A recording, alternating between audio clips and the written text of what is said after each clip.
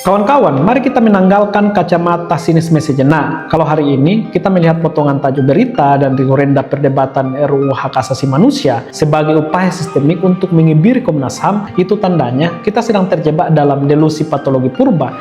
Coba kita bedah dari lensa Jürgen Habermas dalam magnum opusnya Between Facts and Norms. Baginya, hukum yang legitimate tercipta dari ketegangan diskursif. Di sini, konflik bukan tanda pembusukan, melainkan denyut jantung demokrasi deliberatif yang berfungsi, sebuah tumpu api yang sedang menempa baja kelembagaan agar lebih presisi melalui benturan argumen yang transparan secara empirik. Dinamika legislasi di Indonesia seringkali mencapai titik keseimbangan justru melalui ketegangan diskursif. Dalam istilah populer, kita menyebut ini perdebatan antara pro dan kontra. Merujuk pada indeks partisipasi di dalam proses legislasi, transparansi draft RUU HAM sebenarnya membuka ruang bagi aspirasi publik yang sebelumnya mengalami kesumbatan. Gejolak RUU ini bukan pelemahan, tapi sebuah dialektika institusional. Kita ini sedang menyaksikan transisi dari sebuah lembaga yang beroperasi dalam kesunyian teknokratis menuju lembaga yang divalidasi oleh konsensus demokratik yang antagonistik namun jujur. Faktanya, tumpang tindih kewenangan yang selama ini menghambat efektivitas kinerja menjadi alasan mengapa rektorisasi ini mendesak. Data menunjukkan penyelesaian rekomendasi Komnas HAM oleh institusi lain seringkali hanya di bawah 30%. Fakta dan data itu menunjukkan dinamika pro dan kontra RUU HAM adalah bentuk destruksi kreatif, meruntuhkan asumsi-asumsi yang rapuh untuk membangun fondasi kelembagaan yang memiliki daya paksa lebih kuat.